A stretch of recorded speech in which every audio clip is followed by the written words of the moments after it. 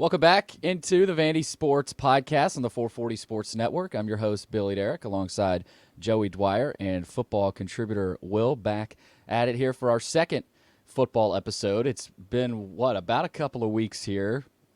Some of us on vacation. It's probably hard to get an episode in July 4th and, during vacation time. But we're back at it with a defensive-themed episode. We're going to talk about the defense just like we talked about the offense last episode. We're going to get to our 3 things to watch heading into fall camp. We're going to talk about some of the position battles, who emerges as the leaders of this defense, and who has to have a big fall, or plural, who are the players that have to have big falls coming up for Vanderbilt football. Also, SEC Media Days next week. So, boys, we're getting close, very close. That's always the unofficial start to the season, the talking season right now. Vanderbilt will go Monday, and Clark Lea, C.J. Taylor, Langston Patterson, Gunnar Hansen will be in attendance there. So we'll talk a little bit about that. And then we'll run through, this will be a longer one, but I think fans are excited to hear about this defense. We'll run through the defensive depth chart and talk about the amount of snaps that every player has had, and this is actually available on VandySports.com, the scholarship chart under the football tab, so you can look at that and maybe follow along as you're listening. But anyway, want to shout out our sponsors before we hop in to the podcast. Anchor Impact, of course, Vanderbilt Athletics NIL Collective. Log on to their website, anchorimpact.com/register to help the Commodores thrive. Also, Sutherland & Belk, family-owned injury law firm. Give Taylor Russell a call, 615-846-6200. Also, Murfreesboro Pure Milk Company. And the Wash House, also Maynard Nexon Government Contracts Group. So big thanks to all the people that make this podcast possible. Anyway, let's hop into it. We're talking football today, boys, and we're going defensively. But before we dive into the defense, Joey, SEC Media Days next week. Vanderbilt will go Monday. I think the approximate time is 1:45, but they're never on time at SEC Media Days, as under my experience. No matter what happens, you're never on time. But C.J. Taylor, Langston Patterson, and Gunnar Hansen will join Clark Lea. I don't think that's a surprise, Joey, but what are you looking for next week in those 3 players, but also maybe a message to watch for from Coach Lea? Yeah, and we talked about this yesterday, but I'm looking for confidence out of them. I think last year they came in really confident, and I think they were one of the stories of SEC Media Day last year. This year, probably going to go under the radar a little bit with the season they had. I think words do not speak as loud as actions do this season, but I think an action is pretty tangible in the guys they brought. I think them bringing 2 defensive guys is going to tell you that they're probably going to be a defensive-oriented group, and I think that's maybe a little bit of a stretch to say, but it feels like their 2 best players are defensive guys who they're bringing, C.J. Taylor and Langston Patterson. And then Gunnar Hansen, I think, surprised some people, but he's played the most snaps of any returner on offense. I think the most snaps of anybody in college except for Diego Pavia. So I think that one made sense to me, but it is interesting. I think the identity of this team is probably going to be its defense, and if they're going to win a lot of games, it's going to be because their defense is drastically improved. And I think that's kind of the message they sent with their attendees, and the message they're going to send there, I think, has to be one of confidence, and it has to be one of a changed blueprint, because I think last year, obviously, they were really bought in on continuity and bought in on what had kind of got them to that point, but everything has kind of changed now, and I think it's up to Clark Lea at Media Day to sell what they've done nationally, and I think it's a interesting thing to look at for them, but it's going to be a lot different, Will. Yeah, I'm just looking to see confidence, right? I'm looking to see them kind of, talk about the stadium that's being, redone. It looks that's coming along. That hopefully we'll get to see, somewhat of it being finished halfway. Yeah, the beginning of the season. Obviously, all the people that they've got in the transfer portal.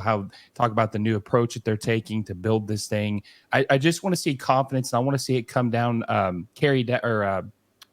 also come through with the players too, right? The head guy has to make his players believe.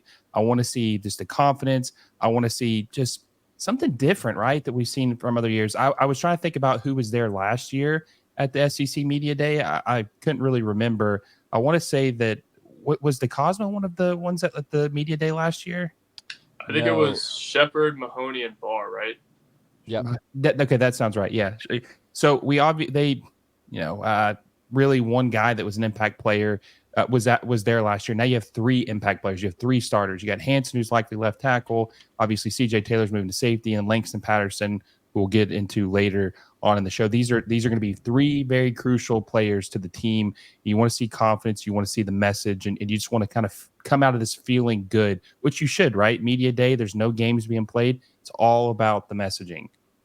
Yeah, and for me, it's all about defense. The two of the three guys are linebackers, right? Or I guess you could say safety there for C.J. Taylor. But back end defensive players, that's the strength of this team. We've talked about that. They're back seven. If Vanderbilt wins an SEC game, we're going to be talking about, man, this back seven really created some turnovers. I think there's going to be some turnovers created by these two guys, C.J. Taylor and Langston Patterson. Last year, they combined for 15 and a half tackles for loss. So these are the two dudes, not just on this defense, but on this team. C.J. Taylor is the leader of this team, and we saw on Twitter last year. I don't think he was very happy he didn't go to SEC Media Days. He's fired up for it. I think CJ is going to be one of the guys that tries to make a statement. Langston Patterson's, he was going to say all the right things. We've talked to him before, right, Joey? Gunnar Hansen is, he's got a little bit of an edge to him as well. Florida native, right? He's a confident kid. And, the NIL part of this too, right? I'm interested to hear about Clark Lea dive deeper into the NIL aspect of this. Like you said, Will, the changes, right? And this has to feel different, right? This can't feel like last year's media days where, you're talking about I think a big headline last year, Joe, was the contract extension for Clark Lea, and you almost sensed a little bit of we've arrived, right? Like we had that year last year where we almost got to a bowl game. Well, this year needs to be we have not arrived yet. We have a chip on our shoulder. We're coming into this season confident with an edge. And you made a good point there, Will. Will Shepard, Barr, Ethan Barr, and then who was the third, Joey? You said Mahoney. Jalen Mahoney. Right, Mahoney was an impact guy, but Shepard and Ethan Barr really didn't play a big part last year, and that was a big reason why this team struggled. You brought what thought were your three team leaders, and two of them really didn't perform. And so I think that's the difference this year. I think we all know Patterson and Taylor are going to perform. Gunnar Hansen is going to have to play well also. But like I said, guys, media days is always the unofficial start. It's in Dallas, July 15th through 18th next week. Vanderbilt is alongside Ole Miss in the early afternoon session. So I would guess probably somewhere around 2 o'clock Central Time is when Vanderbilt will likely go. But again, just keep track of SEC Network. Keep your remote control on SEC Network to see when Vanderbilt will go. So we'll have full coverage of that. Hoping to get maybe a reaction video as well. We'll have quotes from everybody. So stay tuned for that. But guys, defense is the theme at SEC Media Days. Defense is the theme today as well. We're getting into our 3 things to watch on the defensive side, heading into fall camp, just like we did for the offense last podcast. And we're going to start with some of the position battles, not only in the back seven, but Joe, you brought this up, credit to you, the edge, right? The defensive end position. I don't even know what they're calling it now. Last year I think it was star, and they've switched them up. But anyway, edge, defensive end, we'll go old school. So we're going to talk about some of the position battles. And I think right away, guys, you mentioned this, Will, the safety position. You've got an older, experienced guy like a C.J. Taylor. You've also got Derrick Wright, who is back from A&M after 3 months. So those two guys are your dudes. Going to be the guys that probably lead at that safety position. You've also got Marlon Sewell, a guy who is another senior who I expect. I like Marlon Sewell. I've always been a Marlon Sewell guy. He hasn't gotten too many opportunities. I mean, he played a good bit last year, but I think Marlon Sewell's a guy that you could see play a little bit more this year. A younger guy in Steven Sanianiola. Jalen Gilbert is a redshirt freshman, at least redshirted last year, who I think is another guy to watch for. But also Dante Carter. Where does Dante Carter fit in here? Randon Fontenette, does he play any safety? I think he's probably more of a linebacker star type position, that hybrid type. But guys, the battle here to watch, I think we know C.J. Taylor is going to start at safety, right? Whether it's strong or free safety, I mean, you would guess probably that free safety spot. But does Derrick Wright immediately take that free safety spot if CJ is at the strong? Does Dante Carter, does he push for minutes, right? Marlon Sewell's another good player, but right away, guys, that safety spot, maybe it's not the battle for the starting spot, but the battle for those backups, right? You've got Sewell, Carter, Saneniola, Gilbert. You've got some pieces there. So I think, guys, and Joey, maybe it's the battle for that second spot at safety behind Taylor and Wright, because you got to think Taylor and Wright are the two guys that'll start. Oh, I think we lost. Oh, we got to get Joey back in here. Did I kick you out, Joey? Good. No, my connection went out. You got me? Okay. Yeah, we got you. Yeah, I think the secondary battles are interesting to watch. I think Taylor's going to play pretty much. He's going to be the alpha on the back end, right? Derrick Wright, I would think, is going to play a lot. I think he's a lot better than he even showed down the stretch in 2023 because he was banged up essentially the entire year. So I think he'll probably be a guy to watch for to maybe even take a leap as an older guy, just because if he's able to be healthy and be 100% throughout a lot of the year, I think that's a different player than what we saw throughout SEC play. I look at safety. There's a lot of guys who I think could be contributors and would have been contributors on old Vandy teams that are fighting for snaps on the back end of the rotation. You look at Marlon Sewell, a guy you mentioned, I think he's really talented. Maurice Hampton, a guy who played for LSU on the national championship team, went to baseball, has an interesting story. I wonder what they have in him. I don't think we really know yet, but I think he could be a guy who helps them at safety. Obviously, Dante Carter and a few younger guys at safety as well, kind of battling with Carter for some minutes there. So it's interesting to me on the back end. I think there's a lot to watch for, and I think there's a lot of ability. And I think you're right. That's the strength of their defense. And it's much more of a strength at corner than it was last year as well. Because I think last year at corner, we were saying, do they have anybody who can play and actually defend and be an impact guy there? This year, I think they've got a couple guys who have a chance to do that. Martell Height's obviously going to play a good bit. You think Tyson Russell, I think, is going to be battling for minutes. And last year, I don't know if he was battling as much. I think he was a guy that they kind of had to lean on. But now with the transfers with Mark Davis, Marlon Jones, Colby Taylor, I think it's going to be interesting to watch to see how much of these guys actually get on the field. Shootout Berry might even have his snaps go down this year just because of the depth they have. And then I look at defensive end, a spot where they seem to have a lot. They've Corday Sidner from Purdue, a guy who didn't play as many snaps as their other guys, but made an impact, and I think proves to be an impact player for them. I don't know if they have a guy at defensive end who is anywhere near a game wrecker, right? But I think they have a lot of guys who could be capable SEC players if everything goes well for them, especially there. Sidner, Zaylen Wood was really productive at MTSU last year, and obviously it's a different level, but you kind of look at those numbers and you think maybe they got some. Darren Agu, this is a big fall for Darren Agu, guys. In fall camp, Darren Agu has to prove that he can be a rotational player for them and a guy that steps forward, as well as Linus Zunk. It feels like this is a big fall for him as well, Will. Yeah, there's a lot of guys. We talked about this in the last episode that from Clark Lea's first recruiting class, you mentioned Linus Zunk, a guy you could easily forget because he hasn't really done anything. But this is going to be his third year with the team. He's going to be a redshirt sophomore. This is the time you need to step up and really contribute to the team.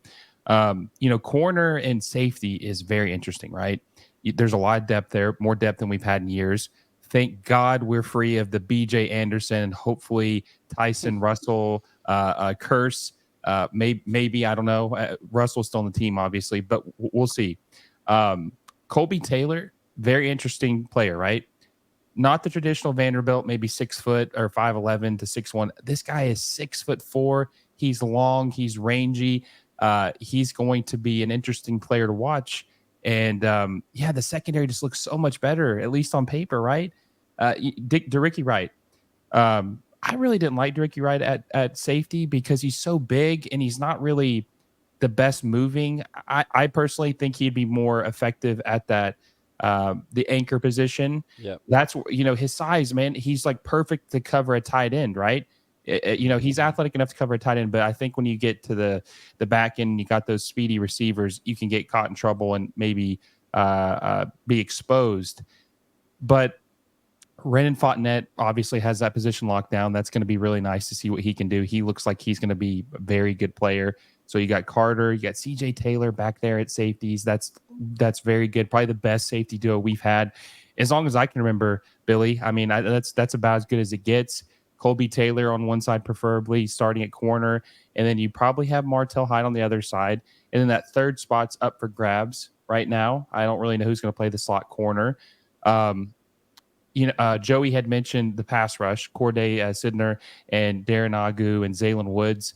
They finally got some pieces, right? They've got some guys, some depth. They have got to get to the quarterback this year if they want to have any chance. You could have the best corners in the whole entire SEC or college football for that matter. And if you can't get to the quarterback, there's only so long that a cornerback can hold off a defender and cover them. So if they can improve the pass rush and the secondary together, that's going to be great for this team. And you're going to see a huge improvement on defense.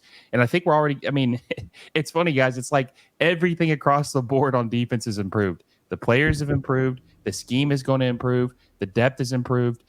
You add all that together, and this team should look a lot different, and they should be a lot better. Yeah, one more thing on the battle here. I'm going to go back to that edge spot, defensive end. I'm really intrigued. I mean, you've got three guys at the same position in Corday Sidner, Zaylen Wood, and Darren Agu. And I think that, like, good on Clark Lea and this defensive staff for bringing in some competition. Like, you've also got Linus Zunk in there at that position. But that's going to be really intriguing. I mean, Wood and Sidner are veteran guys who are going to help immediately. Zaylen Wood had 6.5 sacks in 2022, which was his last healthy season. And obviously we know what they have inside, but that edge battle is really going to be interesting to watch. I mean, we know on the other side, I think they're calling it the razor position, which is more of an athletic type cover type guy that will go out and cover Miles Capers, DeCosmo, Diakite as well. I think those spots are settled. I mean, you would expect likely Capers to start on that other side. You've also got DeCosmo and Diakite, who are good depth pieces.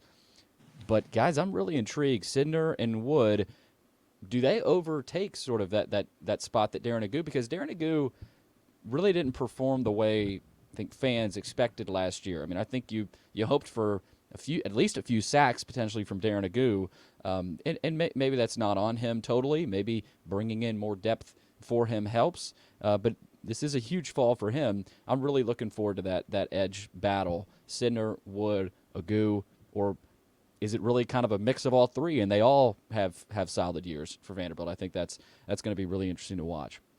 For sure. All right. Go ahead, Joey. Yeah, I just look at the pass rush as a whole, and we'll get more into this as the fall goes on. I mean, it's got to be a lot better. Will brought up a stat earlier. I think they only sacked the quarterback, 23 times last year in 12 games. That's unacceptable for a defense that needs to take a leap. And I think under Clark Lea, it will be improved. And I just wanted to touch on the systems a little bit. And we'll talk about leadership. I think the leadership of the defense as a whole with Clark Lea is going to give it a higher floor just because I think they're going to be running better stuff and they're going to be utilizing their guys better. And that's just really what I wanted to touch on. But that's not possible without the pass rush. Mm-hmm. And we'll talk about guys specifically on the D-line later who need to take steps forward and need to have big falls. But I think the floor is probably higher for the defense, and they were one of the worst defenses in the country last year, probably the worst Power 5 defense in dang near every metric. With Clark Lea, I don't think they're going to be that, and I think they have a better baseline of talent now. But Billy, sorry to interrupt. No, you're good. I just wanted to kind of switch back over to the leaders of this defense. We touched on, feels like every position. We didn't talk about that linebacker spot. But I think a potential few group of leaders on this defense as we move to the second thing to watch here is C.J. Taylor, obviously. I think we all know he's going to be a leader, if not the leader of this defense. Also, Langston Patterson, right? Langston Patterson is going to be a leader. But maybe a wild card, maybe a sleeper type is Colby Taylor on the backside of that defense. And maybe Colby Taylor doesn't even end up starting many games, but I think he's a guy you can insert in if one of the corners gets hurt. Maybe he does end up starting, but I think either way he's a guy that can be a spark plug, creates a tackle for loss and fires up the sideline. Like, he's a guy that plays with an edge. You mentioned his size. Well, he's not the most physical. He probably needs to put on a few more pounds, but he's very long and rangy, athletic. right? Comes from Wyoming, so he's played a good bit of football. I think Colby Taylor is another guy that could emerge as a leader on this defense. And then on the edge, this is a little bit of a harder, maybe not edge, but on the defensive line, this is where it gets a little bit harder. Like somebody has to emerge as a leader there.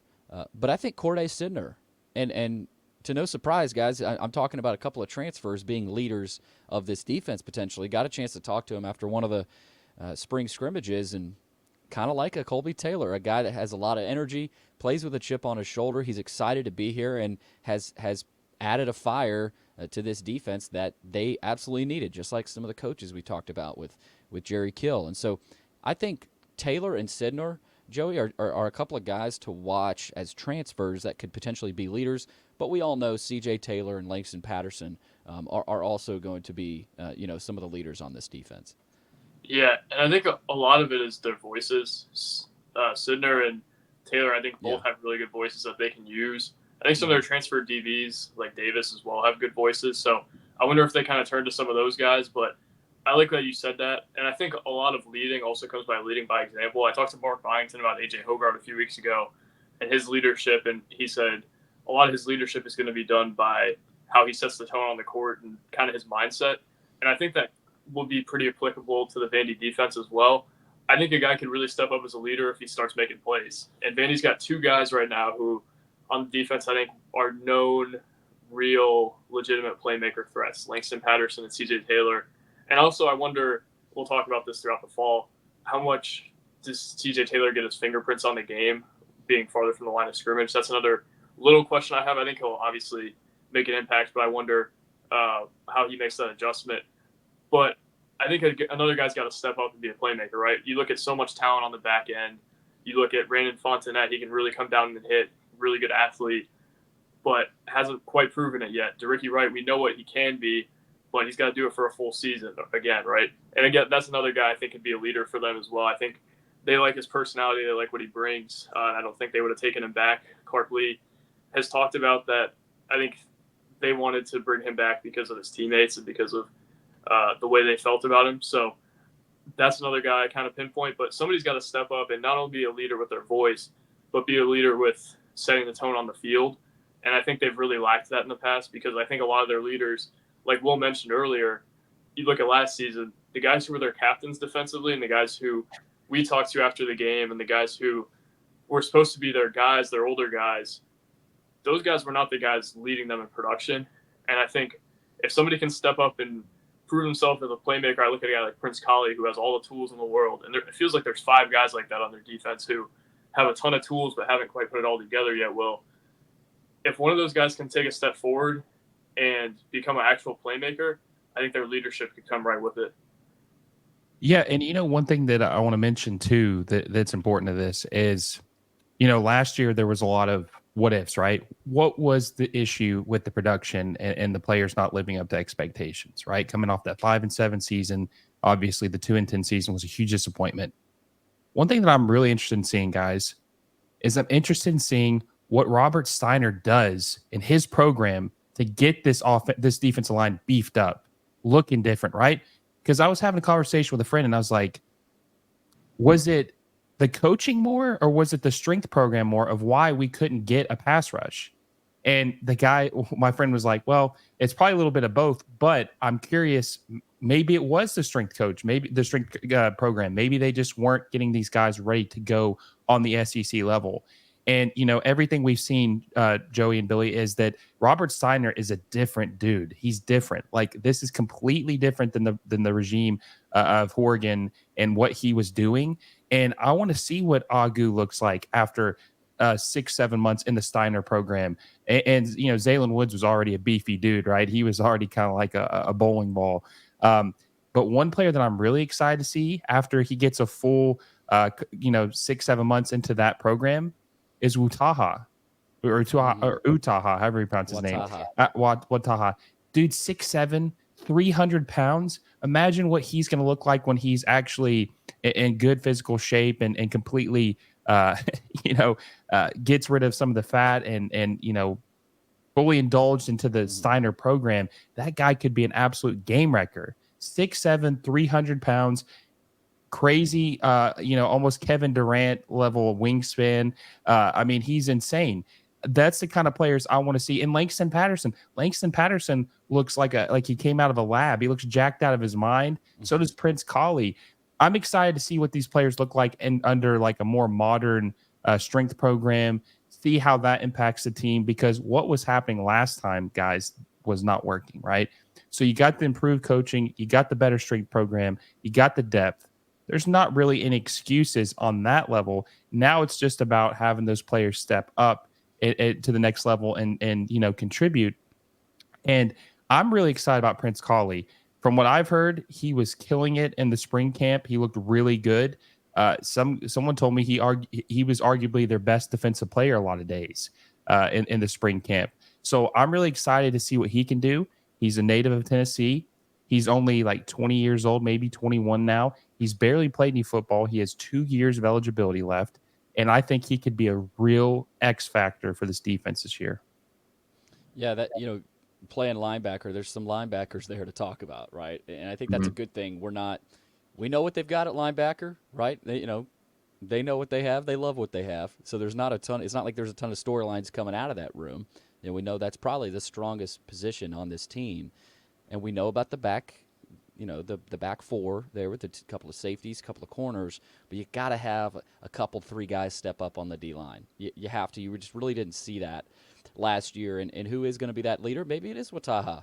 Maybe he steps into his own and really plays like his size, right? I mean, he made 6 starts last year and didn't make too many headways, but I think that experience, and I asked him about this after one of the spring practices, what did that experience do for you? He says he thinks that really helped him just figure out what it's like, trying to go against those SEC offensive linemen, and now you're entering a whole new season as a junior, a guy that's going to have to play well for this team, and I mean, probably end up starting more than just 6 games this year, right? So we're going to talk a lot more about positionally, and we might even just go through and project who might even end up starting here with some of the scholarship chart numbers there. But the third thing to watch here, guys, and I'm excited about this one because I think some fans love fall camp and it'll all get started late July. But number 3, who has to have a big fall? And maybe that's not just one guy. We've mentioned Darren Agu. Who are the players that have to have a big fall to prove to the coaches that they should start, right? I should be that guy. You mentioned Brandon Fontenette at anchor. I think they're even calling it star now. They switched that up.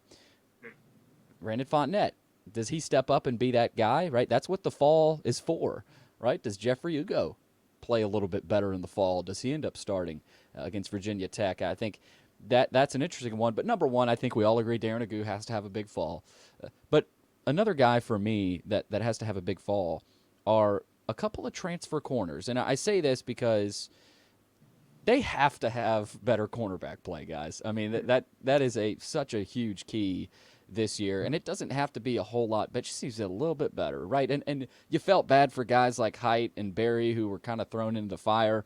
Martell Height maybe not has to have a big fall. I think he's already kind of solidified himself as a most likely starter. He's got to have a good fall, right? You don't want him to get hurt or you don't want him to really struggle. But I think 2 transfers, Mark Davis, you mentioned, Joey, and Marlon Jones, like if those 2 guys have falls where you look at and you go, and they really struggled in coverage, or that they missed some tackles in a couple of scrimmages, that's not a good sign. Right now it is fall camp, and you can't put too much stock into it, but it's not the spring anymore either, right? So I think Mark Davis and Marlon Jones, a couple of transfer corners, Marlon Jones from Eastern Washington, Mark Davis from where, Joey? I always forget where this guy's from. Is it Southern Illinois? Southern Illinois, that's it. Go Salukis. Salukis, yep. So Davis and Jones for me, Joey, are a couple of guys that I think also have to have big falls. And there's a lot of players we could get into here. I don't want us to name the whole defense here. But I'm going to go with those 2 guys, Mark Davis, Marlon Jones, as a couple of corners that maybe they don't both start, but you have to have those guys make some statements in the fall to give you some confidence to where fans can look at it and go, okay, we've got some depth at the corner spot. We got a couple of veteran physical players that can step in there and play against SEC competition. So I'll go there, Joey. Davis and Jones, a couple of the transfer corners. Yeah, I think that's a good thought. And I was also going to take a different angle on the corners as well. I'm looking at some of the returners who played last year but struggled a bit. You look at Taco Wright, you look at Tyson Russell, you look at Trudeau Berry, who was a younger guy who you saw flash at times. You saw him make some plays. But with what they did at corner and the guys they got, all those guys aren't going to be able to get on the field again, right? Their motivation is to not get beat out. Yeah. Right, and that's kind of what I look at for guys who need to have a big fall. Yeah. You look at Taco Wright, he's an old guy. It's time for him to prove that he can be a guy that gets on the field for them. Same with Trudeau Berry. He's a little bit younger, but they recruited over him in a sense. What's going to happen with Trudeau Berry this fall? Is he going to be a guy who steps into a bigger role? And then Tyson Russell, a guy who really an old guy who's played a lot of football. Are they recruiting over him? I don't know, but he's going to have to prove some things to continue to keep the role that he had. You look at safety. Marlon Sewell probably going to have a role, right? But Maurice Hampton's a guy who's really talented, who played on that LSU national title team. He could be a guy who comes in and surprises a little bit. So Marlon Sewell's going to have to be on his game throughout a lot of the fall. And then there's a couple other guys who could get beat out by younger guys. You look at Jalen Gilbert. Dante Carter's coming in, and I think we would probably handicap Dante Carter to get a lot more snaps than Jalen Gilbert's going to get. But can Gilbert kind of stand out throughout the fall? Jeffrey Ugo I look at. Brandon Fontenette probably going to play over him, but Ugo's really talented. We talked a lot about his talent over the years. It hasn't necessarily come to fruition. Maybe this is the fall that does it. I'm just looking at kind of guys who could take a leap. Maybe Bryce Cowan. I think the Alabama A&M game was the one, Billy, that he really stepped up in and made a lot of plays. Does that show up more throughout the fall, or is this Prince Colley's position to kind of run with, and then Cowan just gets on the field once in a while? Nick Rinaldi, does he get beat up by Brian Longwell for that second linebacker spot behind Patterson at the mic? There's just a lot of guys to where I think they have a lot to prove this fall, and if they don't prove it, I don't know if they're going to get on the field. DJ Diakite, is Miles Capers going to take a lot of those reps with DeCosmo there? Jalen Ruth going to come from behind him and maybe take some of those reps? A lot of guys with a lot to prove. Demarion Thomas, has he taken the sophomore year leap that a lot of guys do? I don't know. But, a lot of guys who I think have played in the past that Vandy has kind of made an effort to challenge and create more competition at those positions. Yeah, I'm listening to some of the names you listed, and I'm like, I forgot about that guy. Brian Longwell and Bryce Cowan, which are two players that have shown a lot of promise, right? Maybe not as much as we would like to see to get that full-time starting position.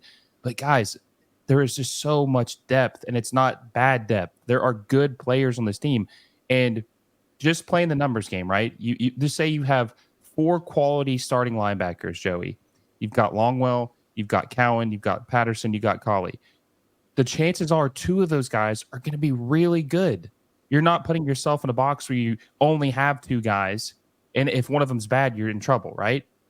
The depth is crucial, and it is, if someone gets hurt, we're not screwed, right? We actually have a chance to continue and be somewhat competent and decent on the field. And we won't get into predictions of like what we're going to finish the season. We'll save that for another episode. But the depth alone, this is the best depth I've seen on a Vanderbilt team since the Franklin era, honestly. Even going back to some of those Mason days, Billy, there really wasn't a lot of depth, but they had a lot of good players who shined and just like took over games and really, got them in a spot where they could win. Like the Zach Cunninghams, the Keyshawn Vaughns, the Elijah Lipscombs, the Shermers. They didn't really have a lot of depth, but they just had those players that were able to take over the game. This team has depth, and they've got players who can possibly take over the game. I am really excited to see what Dante Carter can do. I was talking to a friend, and it wasn't Billy, guys. It wasn't Billy, and it wasn't Joey. It was someone else with the team. And they were telling me that Dante Carter is probably the most talented prospect that has stepped foot on Vanderbilt's campus as a freshman.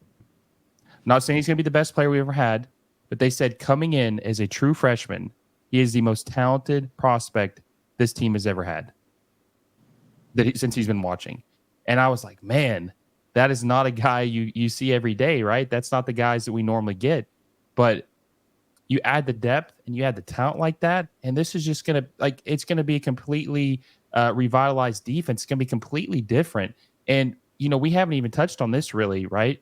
We've been talking about position battles. We've been talking about depth. We've been talking about players that we expect to take a step. What about the fact that Clark Lea, who is an elite defensive play caller, is calling this defense now? He was heralded at Notre Dame for being a great play caller. So that's the reason he has this job, right?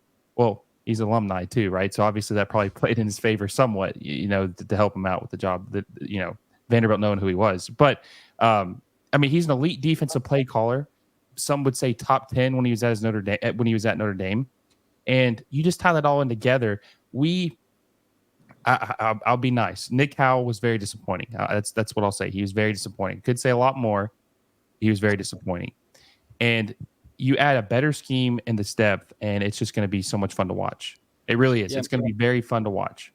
I'm glad you mentioned Clark there because I think his numbers defensively, what that defense did, now they've got more talent there, but that's nothing to scoff at. Like, he's got that track record. Notre Dame allowed 17, 18, and 19 points per game, and they went 33-5 during that span. So Clark Lea's defense was a huge part of that program. But it's also, he's run this defense, this 4-2-5 scheme for a long time, right? And a lot of times you're going to see 3 down linemen, right? This is it's going to be a different looking defense. Now, scheme wise, right? How much changes? And Joey, that was something, I don't know if you caught up with this, but every time we tried to ask about scheme, whether it was me or one of the other reporters, they didn't answer it at all. They're not talking about how this defensive scheme is changing, which tells me it's going to change a little bit, right? Format-wise, you keep hearing about how much more connected they'll be. They'll be more of a unit, right? You'll have guys flying to the football, and we'll have plenty of time to talk more about this defense as a whole. But we've got about 15 minutes roughly here to close it out.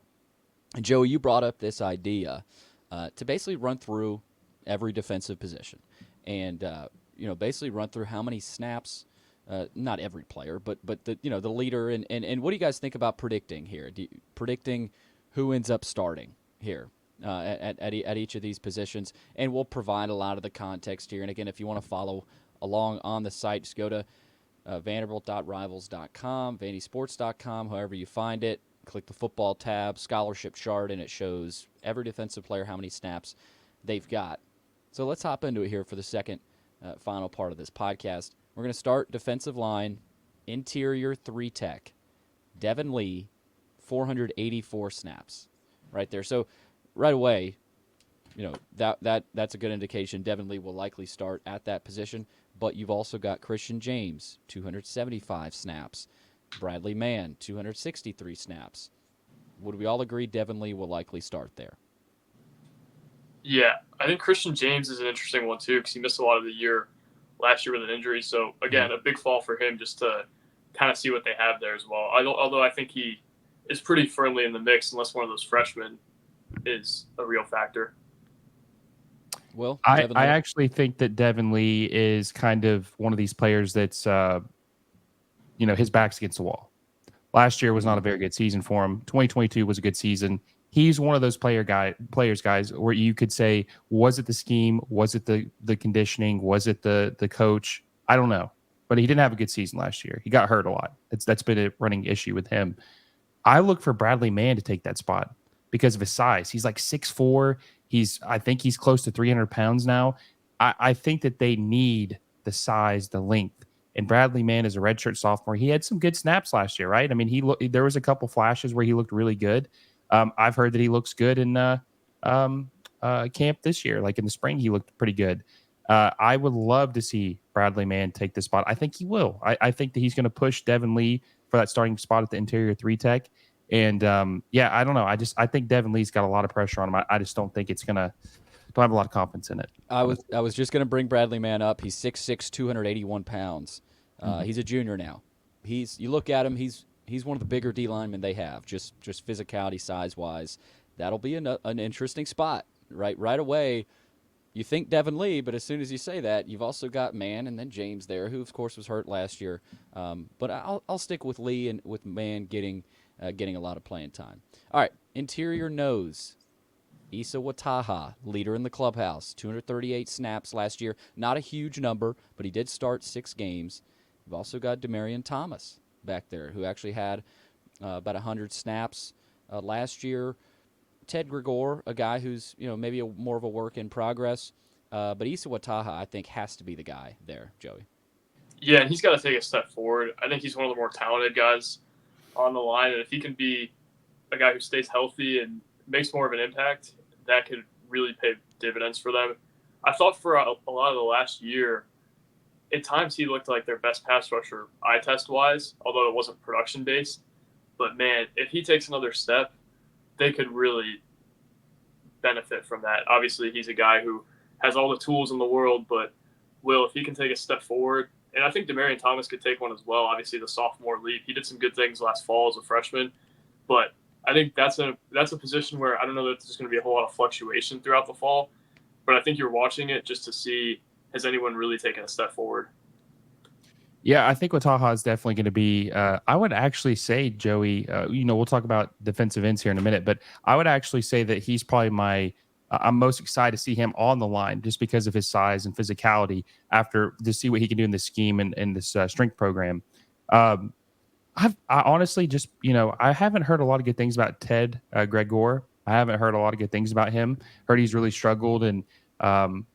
You're not really seeing what you'd like to see out of him. I really don't look for him to really contribute anytime soon. But Demarion Thomas has obviously got the size. I want to say he's the kid from Oklahoma. Huge guy. Huge. God, I think he was 300 pounds when he came in, if I'm not mistaken. 321. Yeah. So he's a big dude. Maybe we need to put him at 3-tech or something, or I don't know. But yeah, I think that Wataha is definitely the guy here, right? Wataha is he honestly he looks like he was created in the lab with his size. He's a freak, man. He's a freak, 6'7", 305 pounds. So yeah, again, that will be just objectively fun to watch him just try to get after the quarterback. All right, defensive end. This is like we talked about. This is where it gets really interesting with a pretty stacked room. You've got Corday Sidner, who doesn't technically lead in snaps. He's got 157 college snaps at Purdue. But Zaylen Wood has played a ton of football, 351 snaps at MTSU over there in Murfreesboro. Darren Agu leads that position in snaps, 355. But those 3 guys, I mean, it's anybody's game to take that starting job. Now, does it ultimately matter who starts there against Virginia Tech? If all 3 of those guys are going to play, you could also see some snaps from Linus Zunk as well, like we talked about. But I think just for this sake, I think it should be Darren Agu. Like you brought him in as one of your best recruits. He was a guy that was committed to Notre Dame, correct, Joey? Yeah. And then, ended up decommitting, right? Tennessee was after him, right? So Darren Agu, this should be Darren Agu. But it's not going to be easy for him. So I'll go in that direction, Joey. It should be Darren Agu, but I'm not saying it will be Darren Agu there because of Sidner and Wood, and also don't forget about Linus Zunk. Yeah, I would go Sidner just because you look at 2 years ago, if I remember correctly, it was much better than last year for them. I think he's proven it, and I think he's had a good bit of buzz just in terms of what he's been able to do in the spring and what he could be for them. I like him to be the guy who maybe leads them in snaps there, but they're all going to have to contribute. Those guys are too talented, especially Wood and Agu, to stay off the field. And that's a position where I don't know that it's as much of like a position battle I'm watching. I'm watching who can be a difference maker there. And I think they've got 3 guys who I have some hope could be difference makers this season for them. And I think that's an exciting position for Vanderbilt. But it's also one where they need to get something that maybe they haven't got in the past. So, that's what I'm looking at. Darren Agu, though, one of the most important players this fall, obviously, did not have the year he wanted last year. No, he has to take a jump. If I remember correctly, I think he broke his wrist last year, right? Didn't he miss a couple games? Or was it a knee injury? Yeah. What was it? I forget what exactly the injury was, but he played his first game against Wake Forest. Mm-hmm. Okay, yeah, because I could have sworn he had a cast on, like he had broke his or did something to his wrist, but maybe it was something else. Maybe that was the year. I think it might have been wrist. Yeah, he's got to take a step forward, guys. Like he was a very highly touted recruit. Clark Lea was able to convince him to come here for playing time. He's 6'5", Billy, 255, 265, I think. At least I think he is now under this new regime, this new program. Yeah, he's got to take a step. But here's the thing. They don't have to be completely reliant on him because they have quality depth. Zaylen Woods, man, I've heard a lot of good things about him. I've heard a lot of good things about him. I heard he's a high motor guy. He gets after it, very hard worker. So, and then Corday Sidner obviously showed a lot of flash at Purdue. Joey mentioned he didn't get as many snaps as you probably would like, but they saw enough in him to where you could see the talent. And I just think that I feel safe about it, or not. Maybe I shouldn't say safe, but somewhat positive, because if he doesn't step up, there's going to be guys right behind him ready to go, and they're going to have rotation anyways to keep these guys fresh. I think maybe it was his freshman year. It felt like Darren Agu was on the field all game long. Like he didn't have any break. He was just playing all. And as a true freshman, that's tough because you're gassed. You're playing in the SEC. You know, these big physical linemen. It's hard to beat them when you've been playing every snap of the game. So it's just nice to have depth to keep these guys refreshed. And one of them will likely step up. All right, let's go to the anchor position. This is no longer the safety linebacker hybrid. This is the defensive end outside linebacker hybrid, right? This is a guy that will be on the edge at times. He'll also drop back in coverage at times. This was called star last year. So any fans that get confused, and we were confused for a while, but this was called star last year. But now the safety outside linebacker position is called star. But this is called anchor now. And another interesting spot, you've got Aeneas DeCosmo, who leads the clubhouse with 405 snaps. Obviously, at Stanford, right, played a good bit there. Miles Capers has 245 snaps. B.J. Diakite, 221 snaps. Another kid, Jalen Ruth, is a guy to keep an eye on. I'm not sure how much he'll play, but he has impressed. He was solid in the spring. I think they like what he could bring down the road. So with an injury or so, he could be forced into action. So just keep an eye on him. But this will be interesting, guys. I mean, who ends up starting here? You'd like to guess Aeneas DeCosmo, but I think Miles Capers, I know he struggled with that injury, but Miles Capers has some talent to him.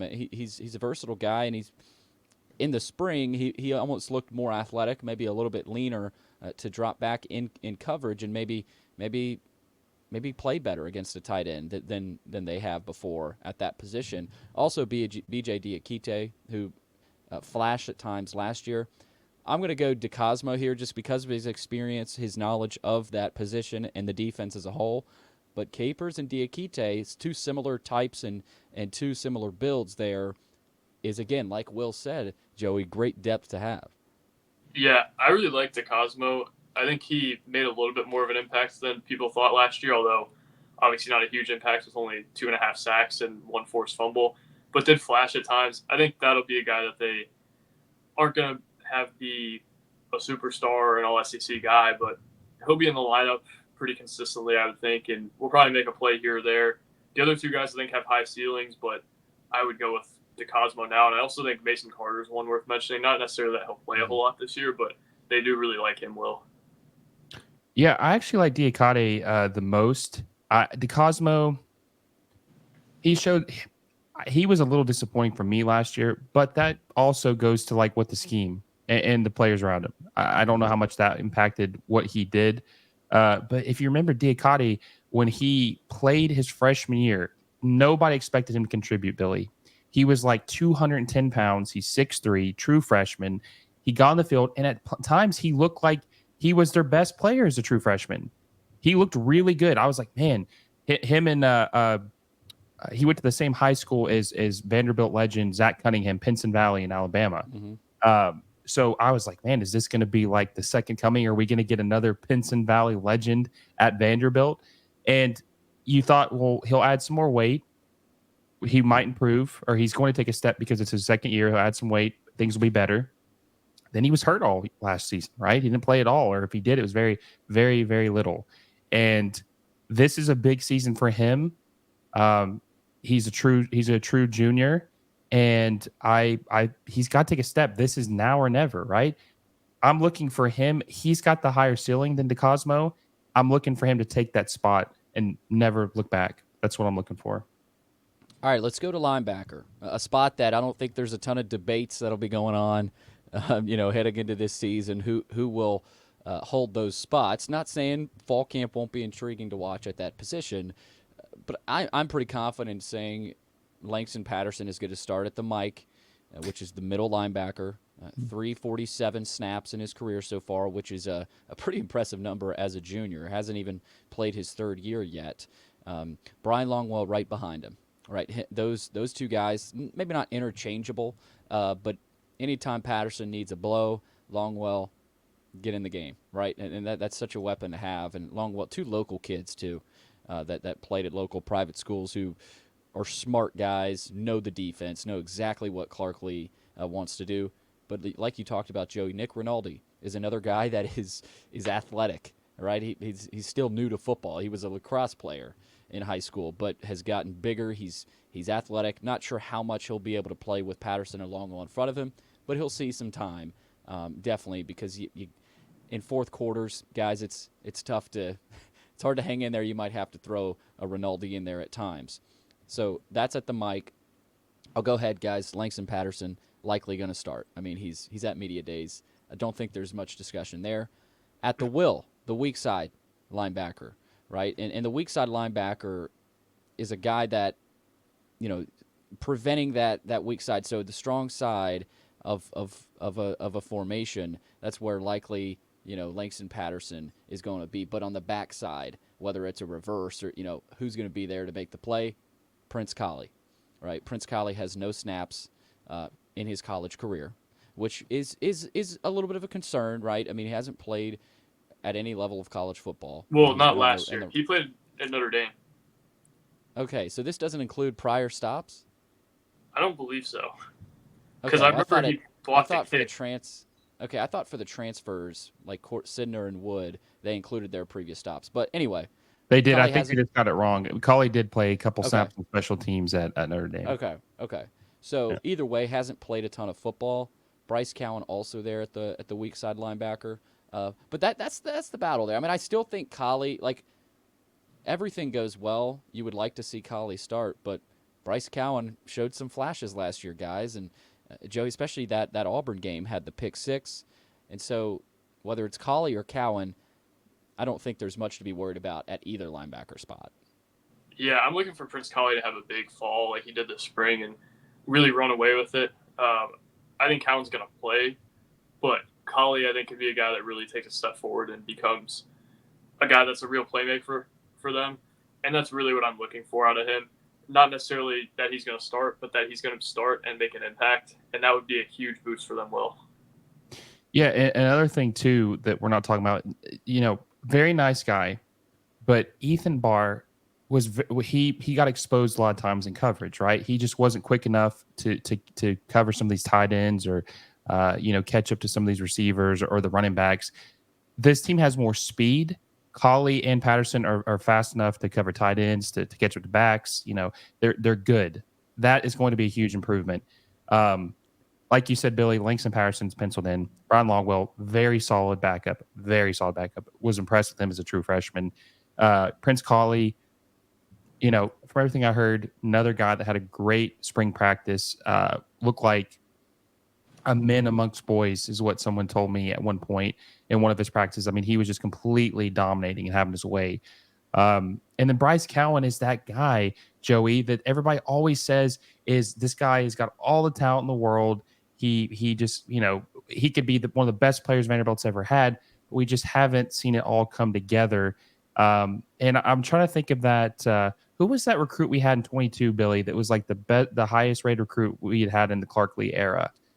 He was the guy. Oh, Daniel Martin. Daniel Martin. Yeah, I had a guy tell me that Bryce Cowan had a higher ceiling than Daniel Martin, and this is when Bryce Cowan was just a 3-star prospect. They said, yeah, Daniel Martin's nice, but Bryce Cowan's actually probably the best recruit on the team, or like ceiling wise. Yeah. So I think they're good either way.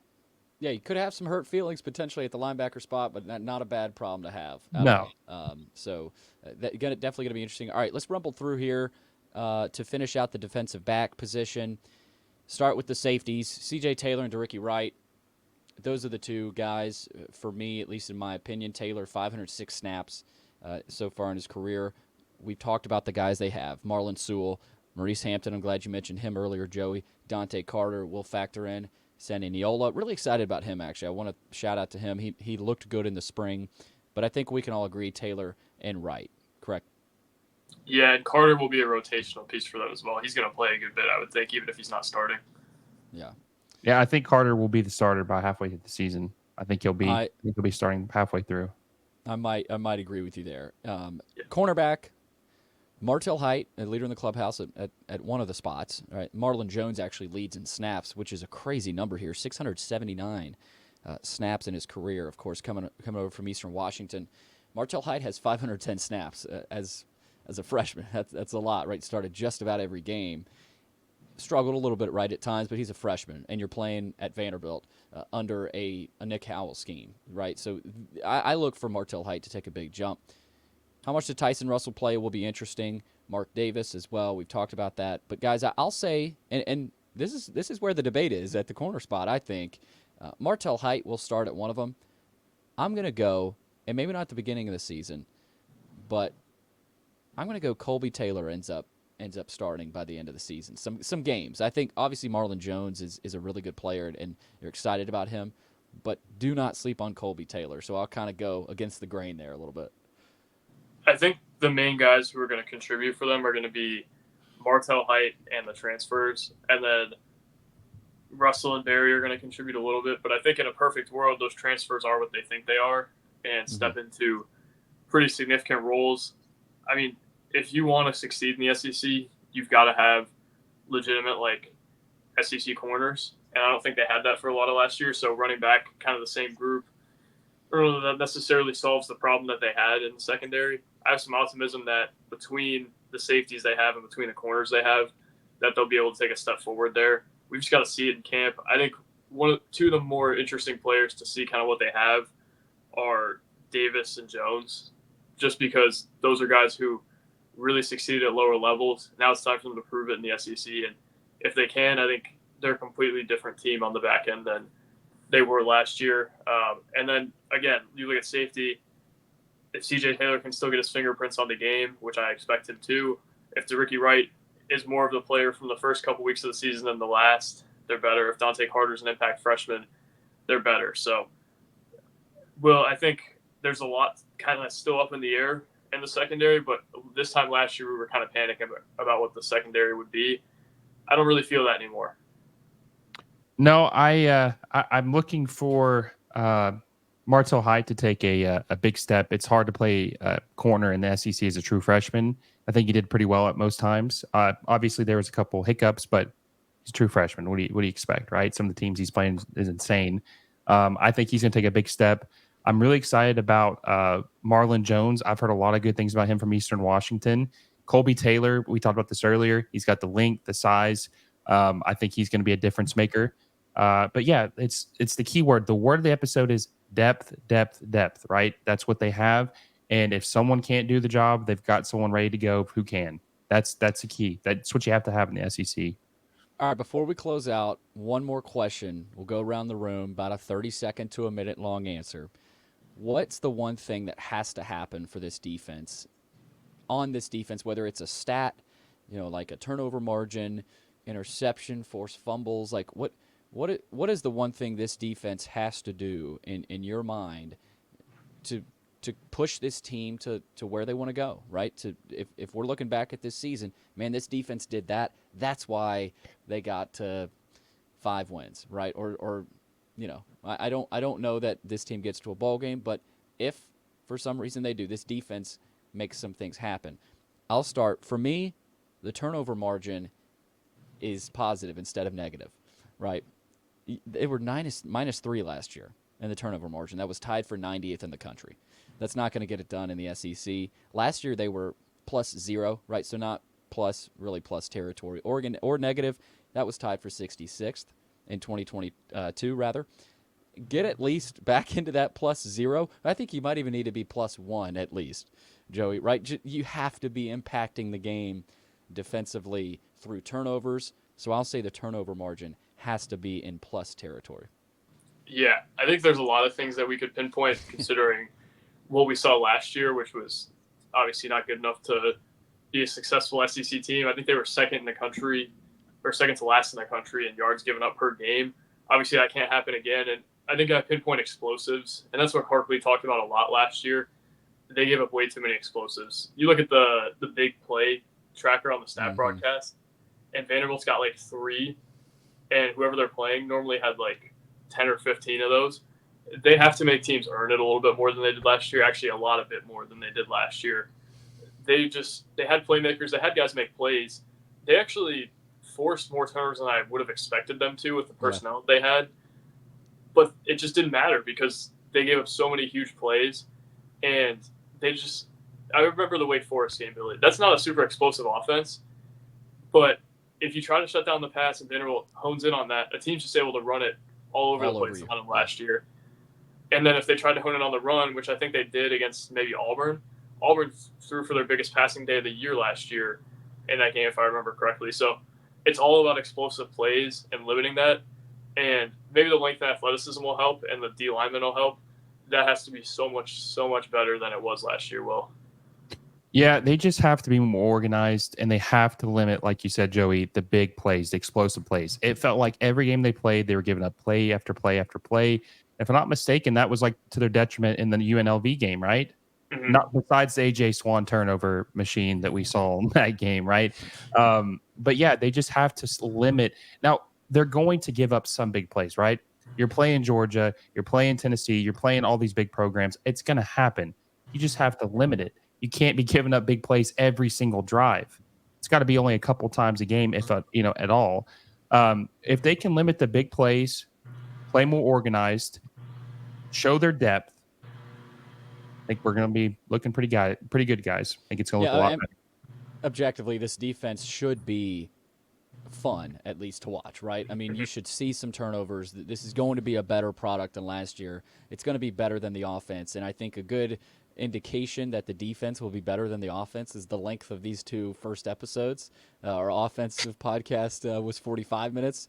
Defense over an hour here, about an hour, 3 minutes. So obviously big things expected for this defense, and we'll continue to – we talked about it a lot here, but there's still a lot more deeper, finer details to get into with this defense, and we'll do that heading into the season. But, boys, it's talking season. SEC Media Days next week. Vanderbilt goes Monday, early afternoon. Tentative time 1:45, but again, keep your TV on the SEC network. C.J. Taylor, Langston Patterson, Gunnar Hansen, and Clark Lea all will be in attendance. We'll be providing full coverage. But to close it out, don't forget to give the podcast a review, 5-star rating. That helps us get noticed. If you're listening, you haven't subscribed to VandySports.com yet, it's a great time of year to do it heading into football season. $99 a year, $9.99 per month. Helps us tremendously. Subscribe to our YouTube channel as well, VandySports.com. Thanks for listening. For Joey Dwyer, football contributor Will, I'm Billy Derrick. We'll catch you again soon with more episodes of the Vandy Sports Podcast.